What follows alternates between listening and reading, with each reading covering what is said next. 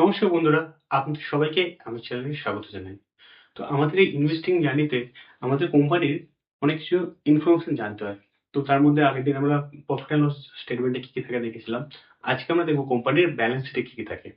যেখান থেকে আমরা জানতে পারবো যে কোম্পানির অ্যাসেট এর পরিমাণ কতটা আছে, কোম্পানির লায়াবিলিটি পরিমাণ কতটা আছে, কোম্পানির বুক ভ্যালু কতটা আছে, কোম্পানির উপর ডেপ্ট কতটা আছে এবং এখান থেকে আমাদের কোম্পানির স্টেবিলিটি কতটা আছে সেটা আমরা জানতে পারবো। তাহলে দেখুন, কোম্পানি একটা আলাদা এন্টিটি আর কোম্পানির মালিকরা একজন আলাদা এন্টিটি। তো এখানে আমরা ছোট্ট একটা বিজনেস নিচ্ছি। ছোট্ট বিজনেস আমরা যখন বুঝবো, তো পরে কি হবে, আমরা যখন বড় কোম্পানির যখন ব্যালেন্স শিট দেখবো, তো সেখানে কিন্তু আমাদের বুঝতে অনেক সুবিধা হবে। তাহলে দেখুন, ছোট্ট একটা অর্গানাইজেশন, ধরে নিন কোনো একটা ছোট্ট একটা বিজনেস। তো সেই বিজনেসের যিনি মালিক থাকবেন তিনি হয়ে গেল ওনার। তাহলে সেই ওনারের কি থাকে না, ক্যাপিটাল থাকে। তো সেই জন্য আমাদের প্রথমে আমরা লাইবিলিটির সাইডে এই জন্য নিচ্ছি। দেখুন, এন্টিটি একটা আলাদা, ধরেন আমরা একদম মানে যে বিজনেসটা আছে সেটাকে একটা এন্টিটি ধরে নিই। তাহলে মালিক কি করছে না, তার নিজস্ব ক্যাপিটাল ওই বিজনেসটাকে দিচ্ছে। সেই বিজনেস কি করছে, সেই ক্যাপিটালটাকে নিয়ে তার তার বাকি যে কাজগুলো, ধরুন অ্যাসেট পারচেস করা বলুন, প্ল্যান্ট এন্ড মেশিনারি পারচেস করা বলুন, সেখান থেকে প্রোডাকশন করা বলুন, সব কিন্তু ওই এন্টিটি করছে, মানে বিজনেসটা করছে। তো এই ক্ষেত্রে বিজনেসের কাছে মালিক যে ক্যাপিটালটা দিচ্ছে তার কাছে সেটা লাইবিলিটি হয়ে দাঁড়াচ্ছে। এবং বিজনেস কি করবে, এই মালিকের ক্যাপিটাল নিয়ে, তারপর ব্যাংক থেকে লোন নিয়ে প্রোডাকশন করে মালিককে কি রিটার্ন দেবে, মালিককে দেবে প্রফিট রিটার্ন। ঠিক আছে। যেহেতু আমরা ছোট বিজনেস নিচ্ছি, তো সেই কারণে কি হয়, ধরুন আপনি একটা বিজনেস করেছেন, তো আপনার প্রয়োজনীয় কিছুটা টাকা বা ক্যাপিটাল উইথড্র করার ইচ্ছিল, তো সেখানে কি হবে, তখন আপনার ক্যাপিটালের পরিমাণ আমরা লেস করে থাকি। তো এখানে কিন্তু উদাহরণটা আমরা ছোট্ট একটা কোম্পানি, ছোট্ট একটা বিজনেস নিচ্ছি। কারণ ছোট বিজনেস আমরা যখন শিখবো, তো তারপরে কি হবে, আমরা যখন বড় ভলিউম, বিগ ভলিউমের কোনো একটা business, মানে কোম্পানির ব্যালেন্স দেখবো, তো সেখানে কিন্তু আমাদের বুঝতে অনেক সুবিধা হবে। তাহলে এখানে আমরা এই বিজনেসটার নাম দিচ্ছি ধরুন এক্স বিজনেস। তো এবার তাহলে এই বিজনেসে কি হলো না, প্রথমে কি থাকছে আমাদের ক্যাপিটাল। তাহলে ধরুন একটা ব্যক্তি, এখানে আমি ধরছি মিস্টার রয়, যিনি কি করছেন, একটা বিজনেস তৈরি করেছেন। তাহলে সেই বিজনেসে প্রথমে তিনি কি দিলেন না, ওপেনিং ব্যালেন্স থাকবে ক্যাপিটাল কতটা, তার ক্যাপিটাল বিজনেসে ইন্ট্রোডিউস করছেন। তাহলে এই বিজনেস যখন ক্যাপিটাল চলে আসলো, সেই ক্যাপিটাল থেকে কি হয়, কোম্পানির যে অ্যাসেট থাকে, সেই অ্যাসেটটাকে আমরা কি করবো, দুটো ভাগে ভাগ করে থাকি। একটা হচ্ছে আমরা ফিক্সড অ্যাসেট, আর একটা হচ্ছে কারেন্ট অ্যাসেট। আর তার সাথে থাকে ইনটেনজিবল অ্যাসেট। এখানে কারেন্ট ফিক্সড অ্যাসেট যেগুলো, যেই অ্যাসেট গুলো কোম্পানির কাছে অনেকদিন ধরে থাকবে এবং ইজিলি আমরা ক্যাশে কনভার্ট করতে পারবো না, বা যে অ্যাসেট গুলো আমাদের কোম্পানির 1 বছরের বেশি বা আরো কন্টিনিউস আমাদেরকে সেইখান থেকে সার্ভিস পেতে থাকি। তাহলে এখানে কোম্পানির যদি আমরা ফিক্সড অ্যাসেট ধরি, দেখুন একটা বিজনেস সেট আপ হয়েছে। তো বিজনেস সেট আপ করার জন্য তাহলে কি হতে হয়, একটা প্ল্যান তৈরি করতে হবে। কিন্তু প্ল্যান তৈরি করার আগে প্রথমে যেটা আসবে, তাহলে একটা ল্যান্ড পারচেস করবে। তাই জন্য আমাদের কিন্তু এখানে ফিক্সড আসছে, প্রথমে কি আসছে, ল্যান্ড আসছে। এবার ল্যান্ড তো তৈরি হয়ে গেল। ল্যান্ড কি হবে, ল্যান্ড পারচেস করে নিলাম। এবার ল্যান্ড পারচেস করার পরে কি হবে, সেখানে একটা বিল্ডিং করে সেট আপ করতে হবে, plant and machinery set up করতে হবে। তাহলে এই সবগুলো কিছু কোম্পানির অ্যাসেট। তাহলে দেখুন, আমাদের প্রথমে ল্যান্ড আসলো, ল্যান্ডের পরে আমরা সেখানে বিল্ডিং তৈরি করলাম। বিল্ডিং তৈরি করার পর কি করলাম, সেখানে আমাদের প্ল্যান্ট এন্ড মেশিনারি আমরা ইনস্টল করলাম। প্ল্যান্ট এন্ড মেশিনারি ইনস্টল হয়ে গেল। ইনস্টল করার পর তাহলে কি হবে, সেখানে যে সমস্ত ওয়ার্ক মানে এমপ্লয়ি বলুন বা কাজপত্র করবে, তো তার জন্য চেয়ার টেবিল তো দিতে হবে। তো তার জন্য কি হলো, আমাদের এখানে চলে আসলো ফার্নিচার। তাহলে এবার কি হলো, আমাদের ফার্নিচার এসে গেল। তাহলে আমাদের পুরো প্ল্যানটা সেট আপ হয়ে গেল। এবার প্ল্যানটা সেট আপ হওয়ার পরে কি হবে, যখন কোম্পানি মানে প্রোডাকশন চালু হলো, তো প্রোডাকশন চালু করার পর কি হবে, সেল হবে। সেল করার পরে কি হবে, কোম্পানি কিছু প্রফিট জেনারেট করবে। সেই প্রফিটটা অ্যাকচুয়ালি বিজনেসের নয়, সেই প্রফিটটা হচ্ছে যিনি ওনার বা মালিক তার। তো এক্ষেত্রে যখন আমরা বড় কোম্পানির ব্যালেন্স শিট দেখবো, তো কোম্পানির যে নেট প্রফিটটা হয়, সেই নেট প্রফিটের কিন্তু মালিকানা যে ইকুইটি শেয়ার হোল্ডাররা থাকে বা শেয়ার হোল্ডার যারা থাকে তাদের হয়ে থাকে। তো এখানে ওই জন্য কি, আমরা যখন কোনো কোম্পানির মালিক পাই, মানে মালিক আমরা হয়ে থাকি, তো সেই ক্ষেত্রে আমাদেরকে ডিভিডেন্ড দেওয়া হয়।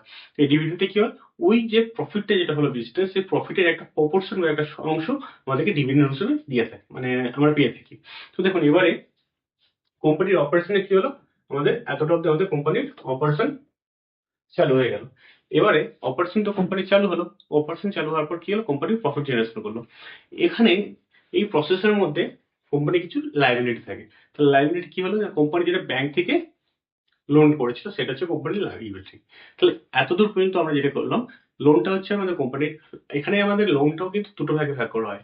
একটা হচ্ছে লং টার্ম ডেপ্ট, আর একটা হচ্ছে কারেন্ট লায়াবিলিটি, ঠিক আছে? তো যে সমস্ত লোনগুলো কোম্পানির কাছে অনেক দিন ধরে চলে, যেমন ব্যাংকের লোন কোম্পানি তো আজকে বললে আর কালকে মানে চুকিয়ে দেবে না।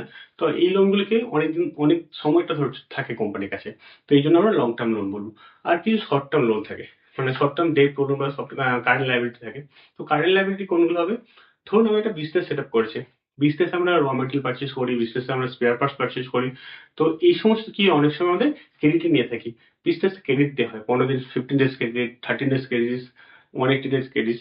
তো এই সমস্ত ক্রেডিট গুলো কি হয় কোম্পানির কাছে শর্ট মানে কারেন্ট লাইবিলিটি। আর এগুলো হচ্ছে আমাদের কি হচ্ছে না, এই টাকাগুলো আমাদেরকে এখন পে করতে হচ্ছে না, বাট ইন ফিউচার পে করতে হবে। তো সেই জন্য কি হয়, আমাদের কোম্পানির ব্যালেন্স শিটে এগুলো আমাদের কারেন্ট লাইবিলিটিতে আসবে। তো এখানে যাদের কাছ থেকে আমরা ধার নিয়ে থাকি তাদেরকে আমরা ক্রেডিটর্স করবো, আর যাদের কাছ থেকে আমরা টাকা পাবো আর কি, যাদেরকে আমরা ক্রেডিটে সেল করেছি, অর্থাৎ বিজনেসে কিন্তু ক্রেডিট ট্রানজাকশন হয়ে থাকে। তো সবসময় তো আর ক্যাশে ট্রানজাকশন হয় না। তো এই ক্রেডিট ট্রানজাকশনের উপরে কিন্তু ডিপেন্ড করে কোম্পানির ক্যাশ ফ্লো স্টেটমেন্ট, মানে কতটা কোম্পানিতে একটা বিজনেসে ক্যাশ আসছে, কতটা ক্যাশ যাচ্ছে, তার নেট ক্যাশ ফ্লো। এটা কিন্তু আমাদেরকে ব্যালেন্স শিটের পরে যখন আমরা শিখবো তখন এই ক্যাশ ফ্লো স্টেটমেন্টটাও আমাদের কোম্পানির ব্যালেন্সে আসতে হবে। দেখুন ক্যাশ ফ্লো স্টেটমেন্টটা ইম্পর্টেন্ট এই কারণে, ধরুন একটা কোম্পানি কন্টিনিউয়াসলি কি করছে, ধারে পণ্য বিক্রি করছে। তো এখানে কি হবে, ধারে যখন সে বিক্রি করবে তাহলে মার্কেটে কি হবে, তার ক্যাপিটালটা ব্লক হয়ে যাচ্ছে। কারণ সবসময় তো সে মার্কেটের ধারে মেটেরিয়াল বিক্রি করছে, ঠিক আছে, কিন্তু সেখানে যেখান থেকে পারচেস করছে সেখান থেকে তোমার তো 10 দিন বা 15 দিনে ক্রেডিট পাচ্ছে। আর মার্কেটে যদি বেশি যদি ধারে বিক্রি করে দেয়, আর যদি সেখান থেকে ক্যাপিটাল মানে উইথড্র মানে ডেপ্টরসের কাছে যদি টাকা রিফান্ড না মানে ফান্ড যদি কালেকশন না করতে পারে, তখন সেখানে কিন্তু ব্যাড ডেট জেনারেশন হবে। আর এতে কি হবে, কোম্পানির ক্যাশ ফ্লোর উপরে অনেকটা এফেক্ট পড়বে। তো সেটাও আমরা আস্তে আস্তে দেখবো। তাহলে কি হলো, কোম্পানিতে যখন আমরা শর্ট টার্ম লাইবিলিটি বলবো তো সেখানে চলে আসবে কোম্পানির কারেন্ট লাইবিলিটির মধ্যে আমাদের প্রথমে থাকছে ক্রেডিটর্স, অর্থাৎ যাদের কাছ থেকে আমরা ধারে পণ্য কিনে থাকি। এবার এখানে আরেকটা যদি আমরা কারেন্ট লাইবিলিটি ধরি, ধরুন আমরা কাউকেও কোনো মানে পার্টি মানে কোনো একটা মানে এজেন্সিকে আমরা বলছি মেটেরিয়াল বিক্রি করবো।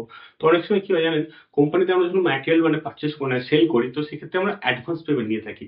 এই যে অ্যাডভান্স পেমেন্টটা নিচ্ছি, এই অ্যাডভান্স পেমেন্টের এগেনস্টে আমরা কোম্পানি মানে যার কাছ থেকে আমরা যে আমাদের কাস্টমার আছে তাকে ইন ফিউচার ধরুন 1 মাস বা 2 মাস ডেলিভারি পিরিয়ড নিয়ে তারপর ম্যাটেরিয়ালটা আমরা সাপ্লাই করে থাকি।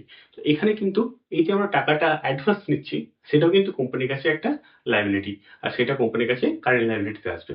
এবার অন্যদিকে ধরুন আমরা ডেপ্টর্স মানে আমাদের যদি কারেন্ট অ্যাসেট দিয়ে ধরি, ধরুন কোনো সাপ্লায়ার কাছ থেকে ধরুন আমরা ম্যাটেরিয়াল পারচেস করবো এবং পারচেস করার জন্য আমরা কোম্পানিকে অ্যাডভান্স পেমেন্ট করলাম। তো অ্যাডভান্স পেমেন্ট যখন করছি তো সেইটাও কিন্তু আমাদের কাছে চলে আসবে, অ্যাডভান্স পেমেন্ট আমাদের কোম্পানির কাছে কারেন্ট অ্যাসেট। কারণ ওটা কি ওই অ্যাসেট মানে টাকাটা আমরা পেমেন্ট করেছি, কিন্তু ওই টাকার এগেইনস্টে আমাদের কোনো এখনো ম্যাটেরিয়াল আসেনি, বাট ইন ফিউচারে আসবে, সেটা হয়তো 1 মাস 2 মাস বা যতদিন ডেলিভারি পিরিয়ড থাকবে।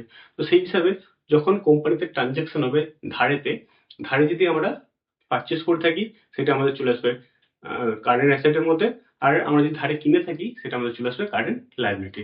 আর এখানে তাহলে সবই ছিল অ্যাডভান্স পেবেল আর অ্যাডভান্স রিসিভেবল। তো এই দুটো কিন্তু আমাদের দু রকমের ট্রানজাকশন হয়ে থাকে যেটা ক্রেডিটে হয়।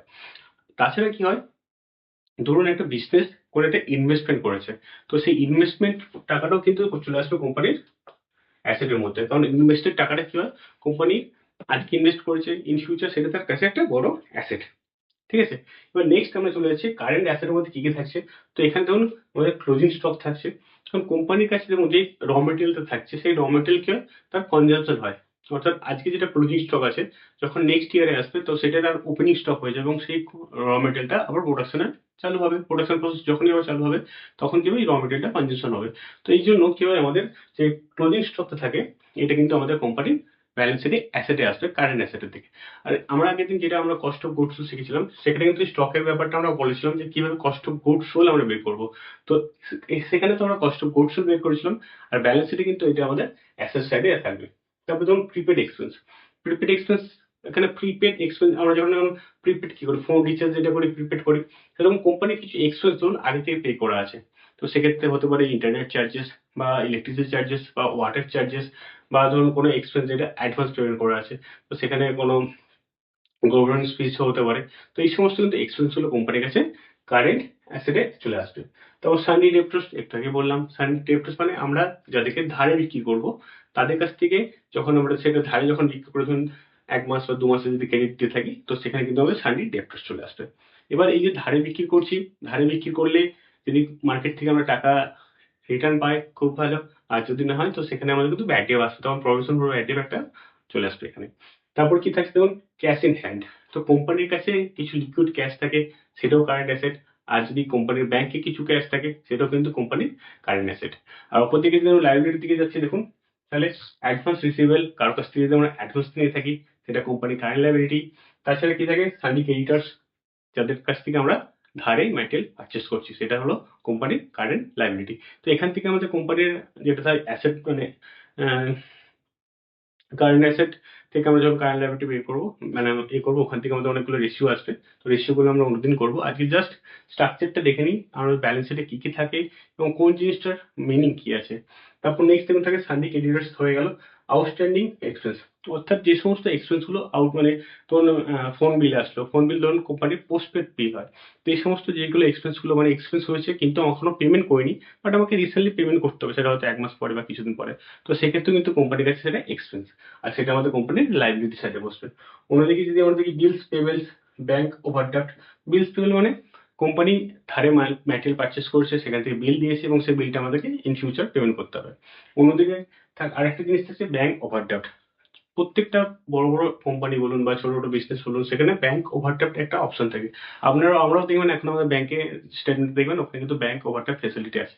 অর্থাৎ আপনার যতটা পরিমাণ ব্যাংকে টাকা আছে তার থেকে সার্টেন অ্যামাউন্ট হতে পারে, সেটা 1 টাইম বা 2x একটা পরিমাণ টাকা আমরা ওভারড্রাফট করে থাকতে পারি। তো এরকম যদি কোনো বিজনেস ওভারড্রাফট করে থাকে, তো সেটা কিন্তু কোম্পানির কারেন্ট লাইবিলিটিতে আসবে।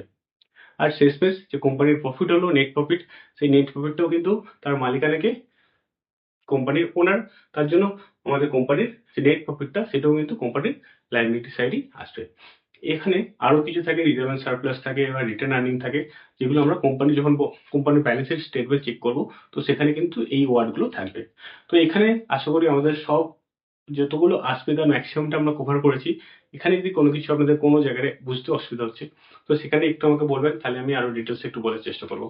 আর কোম্পানির ব্যালেন্স শিট আমরা দেখলে দেখুন, এখান থেকে আমরা কি বুঝতে পারছি, দেখুন কোম্পানি যদি লায়াবিলিটির পরিমাণ বেশি হয় আর অ্যাসেটের পরিমাণ কম হয়, তো সেক্ষেত্রে কি হবে, কোম্পানির একটা ডিসব্যালেন্সের মতো জায়গায় দাঁড়িয়ে থাকবে। কারণ লায়াবিলিটির পরিমাণ যদি বেশি হয়ে যায়, তাহলে কোম্পানির যে ডেপ্টের পরিমাণ সেটা বাড়বে, আর ডেপ্টের পরিমাণ বাড়লে ইন্টারেস্টটা আমাদেরকে পে করতে হবে। ঠিক আছে? তো আজকের মতো ভিডিওটা এখানেই শেষ করছি। ব্যালেন্স শিট আমাদের আজকে আমরা ব্যালেন্স শিটের চ্যাপ্টারটা দেখলাম মোটামুটি। নেক্সট দিন আমরা করব যে রেশিও গুলো হয়, অর্থাৎ যেটা কারেন্ট রেশিও বলুন বা ইনভেন্টরি টার্নওভার রেশিও বা আমাদের ক্রেডিটর্স এর যে রেশিও গুলো আছে, এই সমস্ত রেশিও গুলো কিন্তু আমরা শিখবো। কারণ আমাদের একটা কোম্পানির যদি আমরা ফাইন্যান্সিয়াল অ্যানালিসিস করতে যাই, তো সেখানে কিন্তু আমাদের এই ব্যালেন্স শিট বলুন, পিএল স্টেটমেন্ট বলুন বা রেশিও অ্যানালিসিস বলুন, এই সব কিছু এবং তার সাথে ফান্ড, মানে আমাদের ক্যাশ ইন হ্যান্ড বা ক্যাশ ফ্লো স্টেটমেন্ট, এই সব জিনিসগুলো কিন্তু বুঝতে হবে।